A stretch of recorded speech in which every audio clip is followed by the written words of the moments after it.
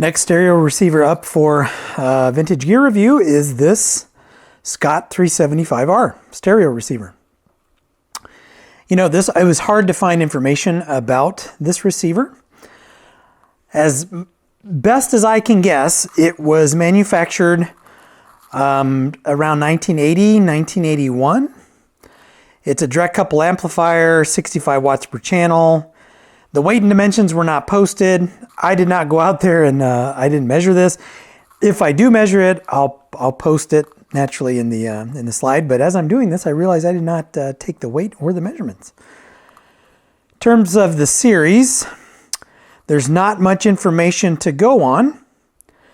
I did find, I think it was an audio review magazine listing of stereo components from 1981, could be 1980. And at that point in time, it listed the 390R, but that receiver is a different looking receiver. I would say that was probably top of the line for a different series, my guess would be.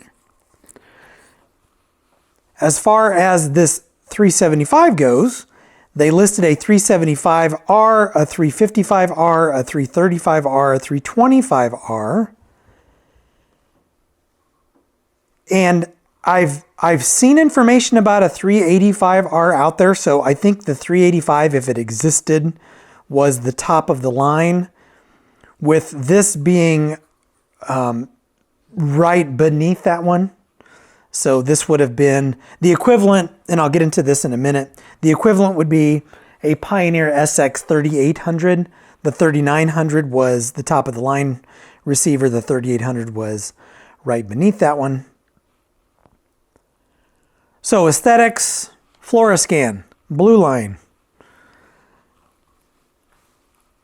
What's interesting about this is the Fluoroscan, at least the meters, are identical, as far as I can tell, to the Fluoroscan meters on Pioneers. I don't remember the FM display, if that's the same or not. To me, I recall the Pioneer display being a little bit smaller, but that just may be because that's a larger receiver. So we have the Scott version of the blue line. As far as this receiver and its performance, it sounds good. It sounds every bit as good as a Pioneer 3700 or 3800, I would argue. Cosmetically, it's definitely a competitor with Pioneer. Well, in terms of the look, it's a competitor. I don't know that there's a direct comparison between a 3800 or a 3700 and this receiver. Given my initial kind of poke around inside of here, the build quality is not up to par with Pioneer, but I would say the build quality is probably consistent with maybe a Techniques from about the same time. Maybe a Kenwood from the same time. I would say that this probably was a budget version or alternative to Pioneer's blue line, specifically the 3800, because power-wise they're about the same. They're very, very close in terms of output power. As far as how this is in terms of operation, hookups are easy. They're the typical RCA jacks, and you do have spring-loaded speaker connectors, which I really appreciate. If you look at the front of this, so right now I have it on headphones just so you can kind of see the meters doing their things, right? I can turn this up and down. You see the meters go up and down. This is just tuned to a local radio station. One thing I don't like about this is the on-off switch is also the speaker selector. And I'm not sure about the Scott, but I know in other brands, Kenwood, some early Pioneers, when your power on and your speaker selector was the same control, they would typically have issues after a while. I have no idea on the Scott if that is the case. So you have your power selector, bass, mid, and treble. I do like that it has bass, mid, and treble. I think that is pretty cool for, you know, kind of a lower end receiver. But when you look at the price, this was not priced much less than a Pioneer. Now, when I'm looking at those prices in today's dollars, where you might have 500 for one, 400 for the other, back then that was a significant difference. Today, $100, still a lot of money, but it's not as painful to go up $100 as it was in 1980, right? That's a big chunk of change. You have a subsonic filter, you have a high filter, you have the loudness contour, you have balance, and you have balance in the volume control right here. So we can do right or left, right? The meters correspond accordingly. Mono stereo, stereo muting with a quartz lock. We have tape, normal, copy, 1 and 2, source monitor, and then we have a function switch. Now, phono has moving magnet or moving coil, which I think is really cool, right, on this receiver. Man, I didn't do a good job cleaning this up. In fact, I didn't clean it up at all. So operation is easy and functions, right, on a lower end receiver, actually pretty nice. I'm surprised by this receiver, to be completely honest with you. I've only worked on, well, I did work on this one a while ago, but it was before I was doing gear reviews, and I thought, it's a Scott, it's got digital, you know, readouts, who cares? This was 3 or 4 or 5 years ago, whatever it was. But now when this crosses my bench doing a gear review, I start looking at these things a little bit more closely, and it's like, wow, this was a pretty cool receiver with a lot of cool options. Now, given what I just said, I don't have a lot of service experience on these. I think I've worked on maybe 3 Scott things, period. And 2 of those were tube amps, so this was the other one. But there may be one other Scott in there. But it's not like the Pioneer, Sansui, Yamaha, you know, Kenwood that crossed my bench.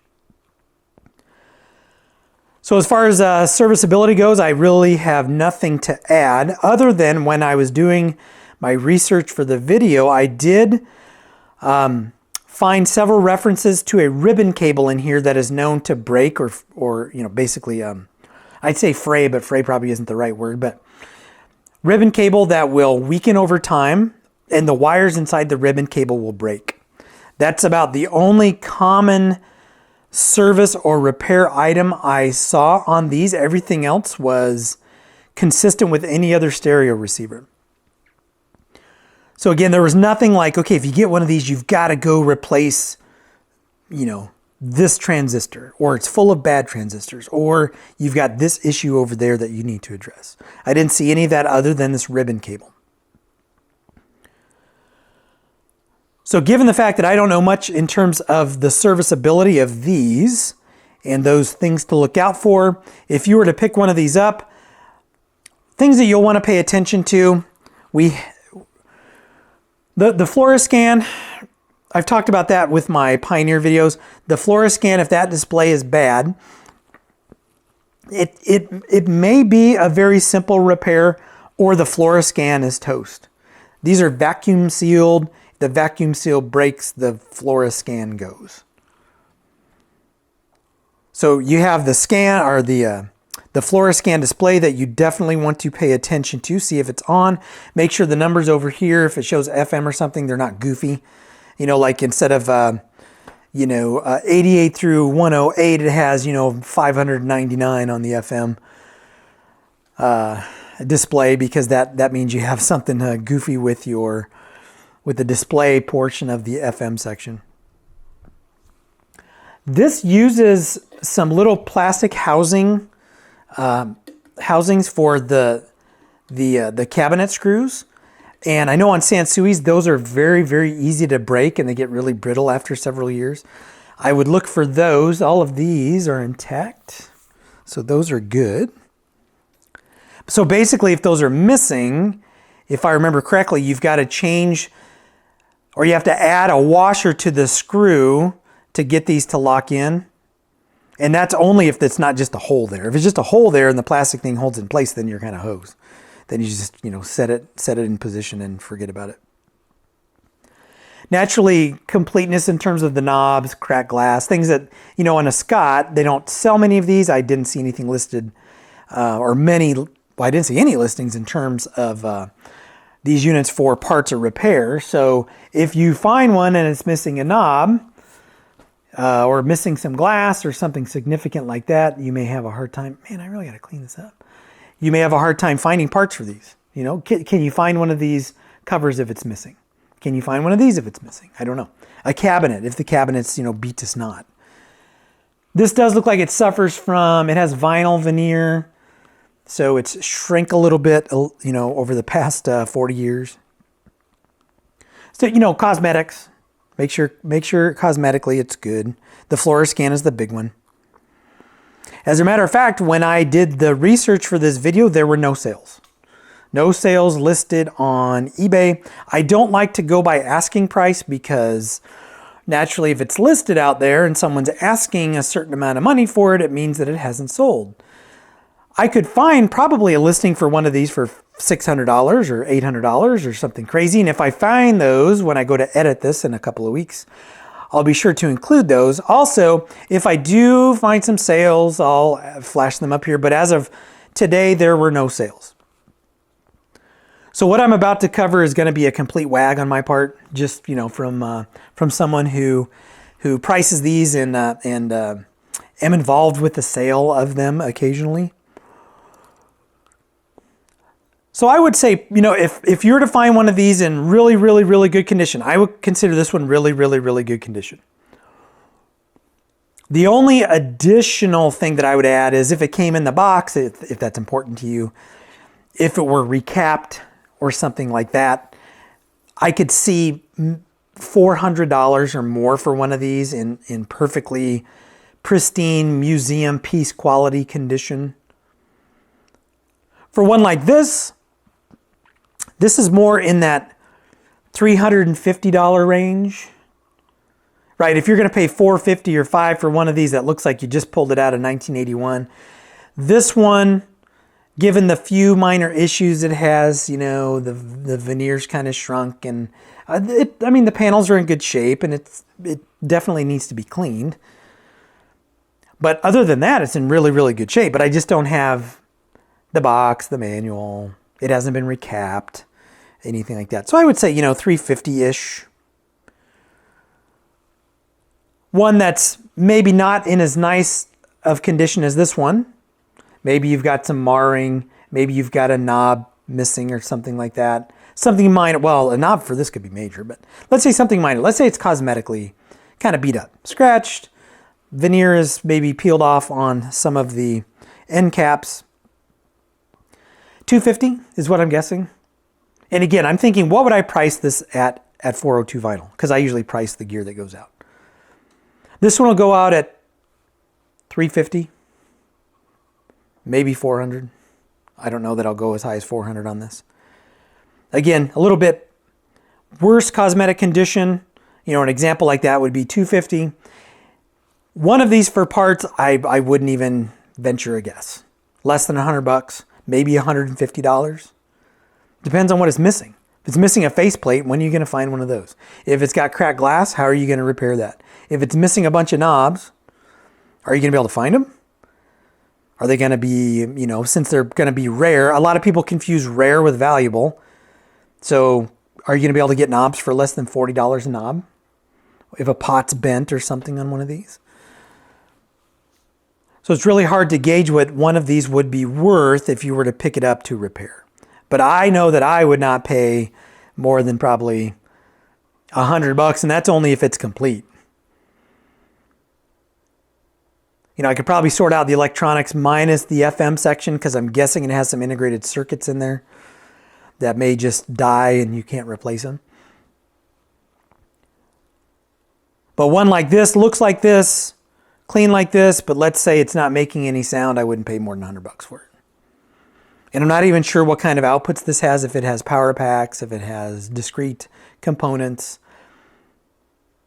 If I do poke around this and look around to see what it might have, I will include that. I can't really tell from looking in here. Looks to me like They're probably discrete components, but I really don't know. But I'll post something. I'll include a little blurb here about how this is actually built, what components went into this. So there you have the Scott 375R, Pioneer Blue Line on a budget, maybe. I mean, I was surprised at how good this sounded. You know, growing up when I did in the 80s, Scott was a lesser known brand, Scott and Sherwood. So I'd go to the stereo store, you know, and I'd want to get a cassette deck, and I couldn't afford a nice Sony, a nice Pioneer. And nowadays they're not probably really nice. Those were kind of the consumer grade ones. But I could pick up a Sherwood or a Scott or something like that pretty cheap. They were kind of the value alternative brands. Couldn't afford a Nakamichi for sure. Maybe a cheap Sony, maybe a cheap Pioneer, but I could even spend less on a Scott. At least that's what I remember. So I think that'll wrap it up for the Scott 375R gear review. This is going to go to the shop once I get it cleaned up. I appreciate you guys watching these gear reviews. It seems like these are some of the more viewed videos on the channel. So I'm planning on doing one of these every other week, and I'll sprinkle in my repair videos and gear reviews and alternate those as of right now. And I've got a ton of stuff. I mean, I've got a year's worth of content out there right now. So, and keep the suggestions coming. I'm looking for a couple of pieces to post gear reviews on. Whether they walk into one of the shops or I find one at a good price on eBay, I will snag one, probably do a repair series on it or a service series on it, and then do a review on it. That's what I do with the money from this channel. I find gear to shoot some footage on, and then it usually goes off to one of the shops or goes into my own private, I'll call it a collection. I don't think it's quite a hoard at this point. But anyway, I appreciate you guys watching the channel. So as always, if you like what you see, like it, subscribe, and I'll catch you in the next one.